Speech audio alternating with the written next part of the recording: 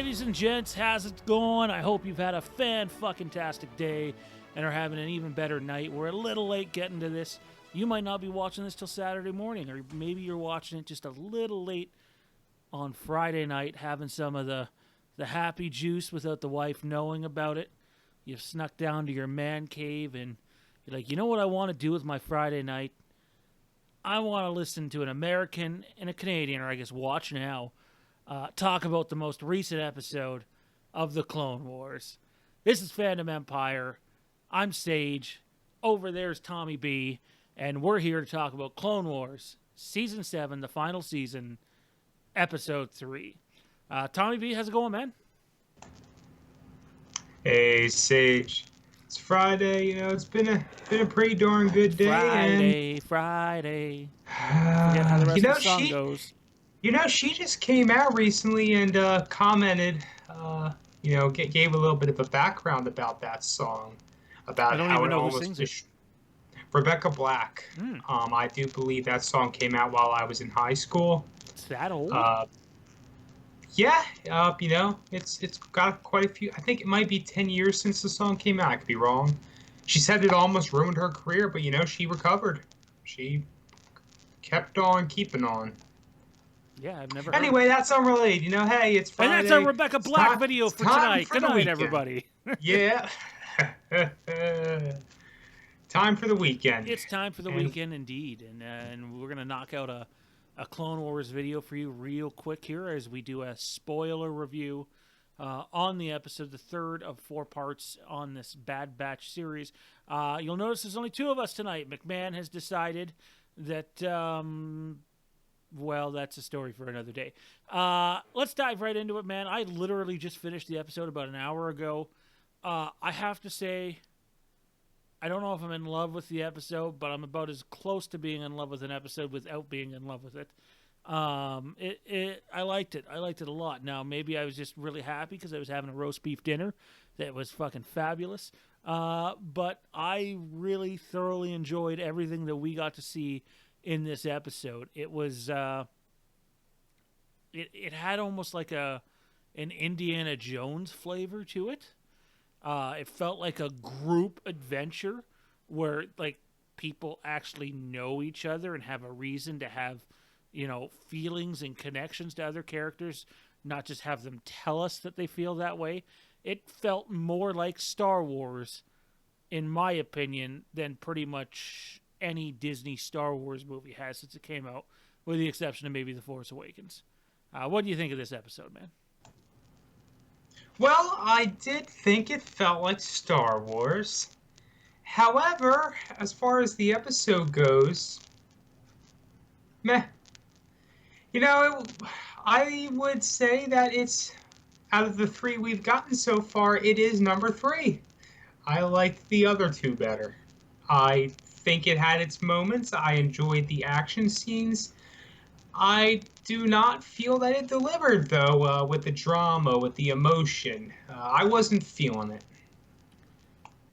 I am absolutely, completely caught off guard by this. I like, we're at just 2 different ends of the spectrum here, where I think it's the best we've gotten out of the 3, and you think it's the worst we've gotten out of the 3. Which means, McMahon's not here, but he probably thinks it's in the middle somewhere, knowing him. But, I really liked this episode for several reasons. We usually get into what we liked most and what we didn't like about this episode. There's not a whole lot I didn't like about the episode. And my favorite part of the episode is you pretty much have Anakin staring at what he's going to become. Like, Echo essentially looks like Darth Vader under the suit with the body parts that he's missing and what's going on. It's very, it's a foretelling of what's to come. And, and I like that there was some stakes, and I like that you weren't just having people get hurt during, like, the war battles. Like, we legitimately were watching some of those creatures get blown to hell.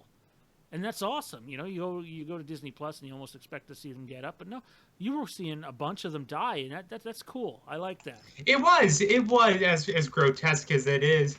There was actually some real legitimate violence in there.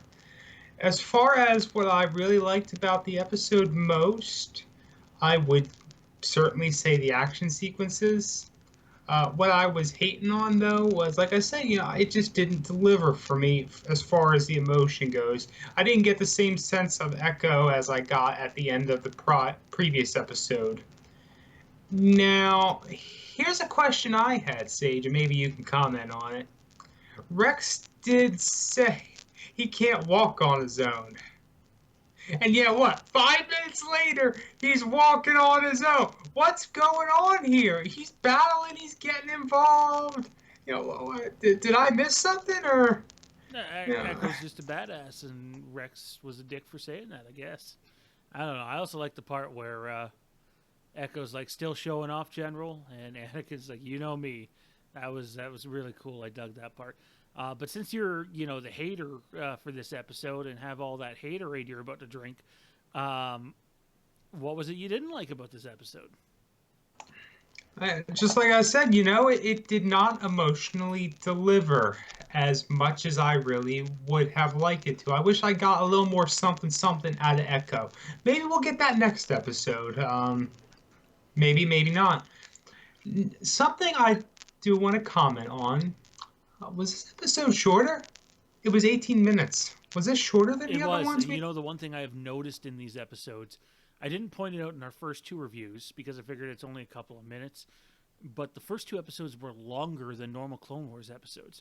So your typical Clone Wars episode runs about 21 to 22 minutes tops. I think the first episode was 24, and the second episode was 25. This one was down at 19, I believe. So they're a little everywhere, kind of like The Mandalorian I think it was more like 18. Not big freaking difference, but yeah.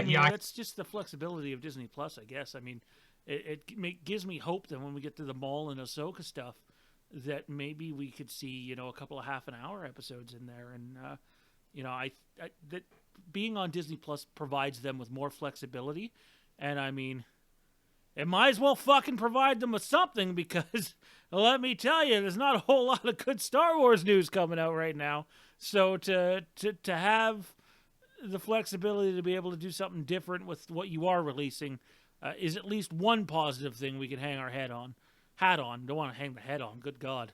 It's graphic. I wouldn't recommend that. That wouldn't be very comfortable. That said, though, it's time for our scores for this Clone Wars episode. Haterade over there gave it a 4 out of 7. I gave it a 5.5 out of 7. That is the highest score I've given an episode so far, and that makes 67.8%. We may or may not have had issues trying to figure out what the percentage was for this episode. That remains to be confirmed or denied for whatever it's worth. But no, all in all, I really enjoyed this episode. Final thoughts, Tommy B? Hey, it wasn't my favorite episode. Certainly not of Clone Wars, and certainly not of the season thus far. I still did find it enjoyable, and I am looking forward to next week. Alrighty, well, there you have it. That's going to do it for us here at Fandom Empire. And when you have some spare time here, take a look at our Facebook pages. Check out Fandom Empire. We have all the latest fandom news going on there. If you're a Halloween fan, you can check out Halloween Kills 2020. If you're a Star Wars fan, we have Star Wars The High Republic news. There's some stuff coming out about that, including, if you stay tuned to next week, we might have some video game High Republic news coming. Supernatural Revisited and Darth Revan. If you check out our groups, we have the Fandom Empire Roundtable, which is our weekly podcast now. It's on YouTube. And we have the High Republic Alliance that's just getting started. You can also check us fun-loving guys out in a completely platonic way over on Twitter at Fandom Empire Now. And we have the same Addy for Instagram, which just disappeared there. And there it is again, at Fandom Empire Now, right there on Instagram. You can check Tommy B out, him personally, again, strictly platonically, because he's taken, not by me, but by someone else, far better than me. And as am I. So you can check both of us out. Tommy B at XAS1650, or you can check me out at Sage Fandom, both on Twitter. Stay tuned. We got a Batman video coming. We got a couple of Halloween videos coming. We have Phantom Empire Roundtable next week. We got a whole lot of good shit coming your way. That's Tommy B. I'm Sage. This has been Phantom Empire, and good fucking